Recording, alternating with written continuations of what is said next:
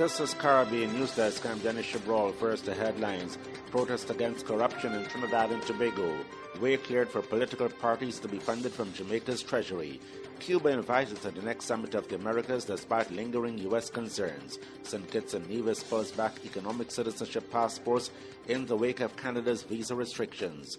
And most persons deported from the U.S. last year did not have a deportation hearing. Details coming up. We are one Caribbean, one people, one nation. Facing the same destiny. So separated we are as one. Let's come together. One market economy. Caribbean is how it should be. Let's support CARICOM.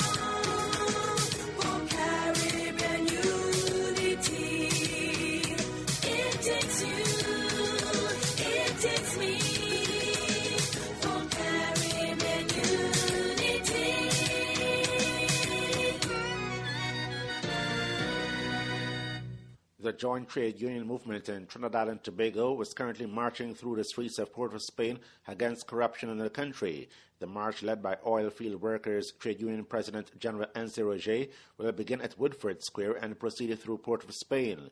It will end with a rally at the bandstand on the western end of Independence Square. Our Trinidad correspondent Andre Perez tells us more. Hundreds of persons, including trade union leaders, civil society leaders and disgruntled workers, are marching through the streets of Port of Spain, calling for a better Trinidad and Tobago.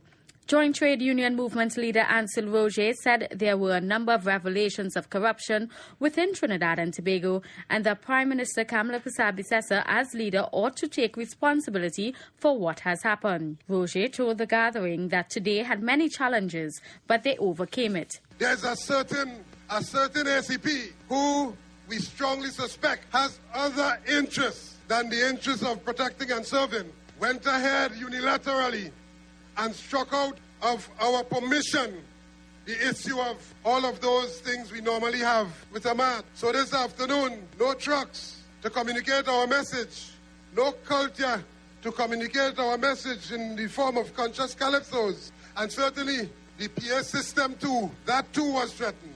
Trinidad reporters caught up with Prime Minister Kamala Persad-Bissessar before she entered Parliament for today's sitting, and she stated her government, since coming into power, has denounced corruption, hence why they are bringing the public procurement legislation to Parliament. Corruption has been an issue in this country, not from today, but from way back.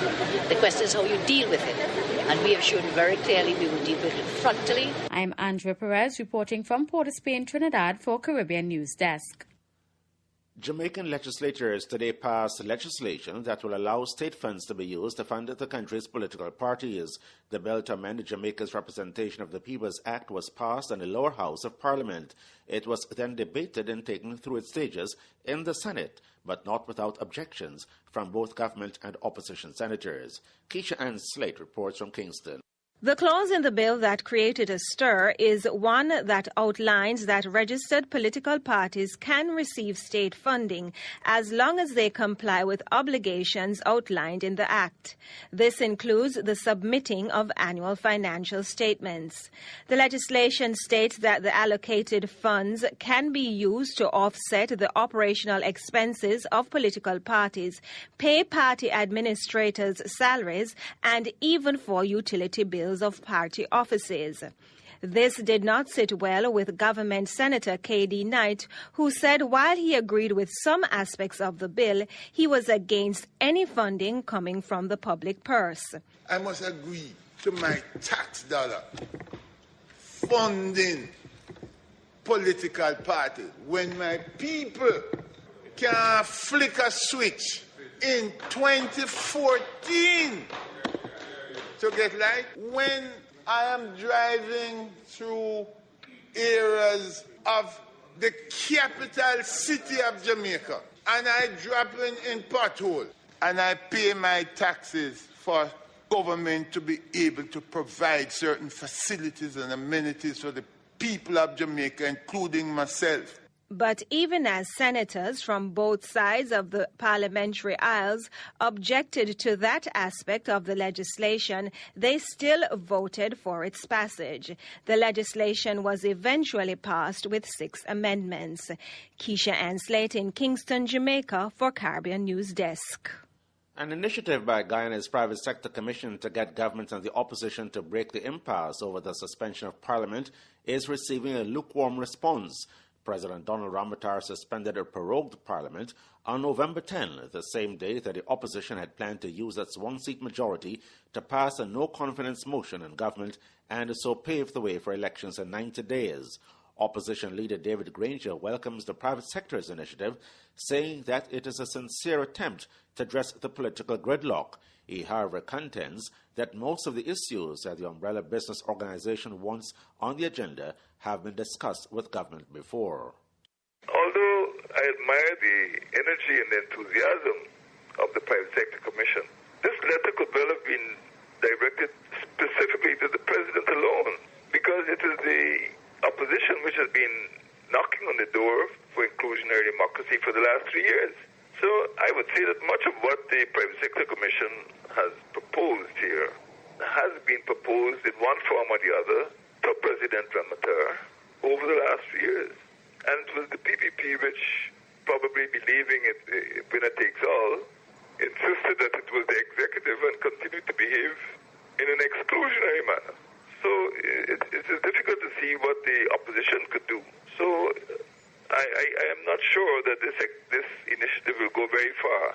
The private sector wants a no-confidence motion to be shelved for 1 month to pave the way for negotiations between the government and the opposition on implementing all constitutionally required commissions, jointly preparing the 2015 and the 2016 national budgets, assenting of outstanding bills, and agreeing to a date for local government elections. Executives of Granger's Partnership for National Unity, or APNU, and the Alliance for Change, or AFC, are to meet separately before a joint meeting to craft a response to the private sector's proposal.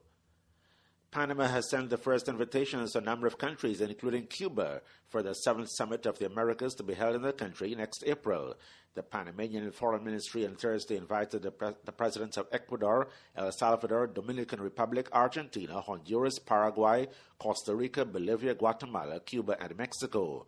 According to the invitation sent on behalf of Panamanian President Carlos Varela, the summit will aim to renew commitments among regional countries in the region and achieve greater rapprochement and cooperation among the people of the Americas. The theme chosen for the conference is Prosperity with Equality, Challenges of Cooperation in the Americas, which will help unite the nations against common challenges and also to achieve equal development on the continent.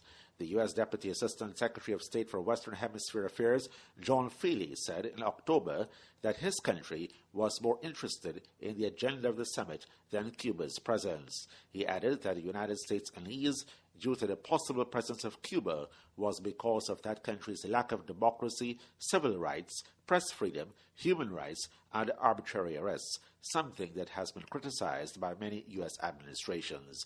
Member countries of the Organization of American States will also participate in the conference in Panama. A 10-year plan aimed at strengthening protection of people who have been forced to flee their homes across the Latin American and Caribbean regions is being mapped out in the city of Brasilia in Brazil. More on this report from the United Nations Radio's Daniel Dickinson. Co-hosted by the UN Refugee Agency, UNHCR, and the government of Brazil, the two-day meeting ending on Wednesday is commemorating the 30th anniversary of the Cartagena Declaration. This key document on the protection and rights of refugees helped expand the definition of refugees in the wake of major crises in Central America. Speaking at the event, the UN High Commissioner for Refugees, Antonio Guterres, said Latin American and Caribbean countries have the capacity to respond to humanitarian challenges with innovation and flexibility. Delegates from more than 30 governments and 150 civil society organizations were expected to address issues related to forced displacements and statelessness challenges, which affect more than 6 million people. UNHCR says that one of the novelties of what it's calling Cartagena Plus 30 is the participation of the Caribbean and the regional solidarity it's promoted. Daniel Dickinson, United Nations. In the wake of Canada's imposition of visa restrictions on nationals of St. Kitts and Nevis due to concerns about the integrity of its economic citizenship program, the Twin Island Caribbean Federation has decided to withdraw a number of passports. But the opposition there continues to raise glaring questions, which the government has so far dodged. St. Kitts and Nevis Prime Minister Dr. Denzel Douglas says certain passports issued between January 2012 and July 2014 will be recalled and new passports issued. Holders of passports without name changes and dates of birth will have those replaced from December 10, 2014 to January 31, 2015. Mr. Douglas. The government of St. Kitts and Nevis is now moving to ensure that all St. Kitts and Nevis passports display both place of birth and name changes. And to expedite this process, the St. Kitts and Nevis government will be reissuing all e-passports which do not display either place of birth and or name changes. Effective January 31st, 2015, any passport not submitted for replacement will be invalidated. Mr. Douglas rejected suggestions that the economic citizenship program has been tainted by corruption. The failure by the Prime Minister and the Foreign Affairs Minister Patrice Nesbitt to address a number of issues was quickly criticized by opposition leader Mark Bentley. The statement by Minister Nesbitt fails entirely to advise the nation why the place of birth and previous names of the passport holder were removed from the St. Kitts and Nevis passport in the first place. It fails to advise the people of St. Kitts and Nevis at whose behest and for whose benefit these radical departures from passport security norms, regionally and internationally, were made. The statement also fails demonstrably to set out a number of passports to be recalled and the cost to the taxpayer associated with this recall. The nation has also not been told what happens if holders of the affected passports do not reapply for a new passport within the time frame set by the Foreign Minister. Will economic citizens, who presumably hold the vast majority of such passports, be stripped of their citizenship if they do not meet the deadline? The consequences here are far-reaching. St. Kitts and Nevis opposition leader Mark Brantley. 83% of the more than 430,000 people deported from the United States in 2013 did not have a deportation hearing or face an immigration magistrate. The American Civil Liberties Union says that immigration officers acting as prosecutor, judge, and deporter and instead used expedited procedures in the cases of 326,279 of the 421 people removed from the country. The ACLU says that under expedite deportation, individuals are pressured to sign statements and forms that they may not understand, while officials lie to them about their rights, leading in some cases to the deportation of people who have a legal right to remain in the United States. The group cited the case of a U.S. citizen, Maria de la Paz, who was subjected to expedited deportation by a Border Patrol agent who refused to believe that a U.S. citizen could speak only Spanish. The woman spent years in Mexico before she was able to return to the United States. Many expedited deportations affect people who had lived in the United States for a long time, travel abroad for a short period, and are detained and expelled when they attempt to return.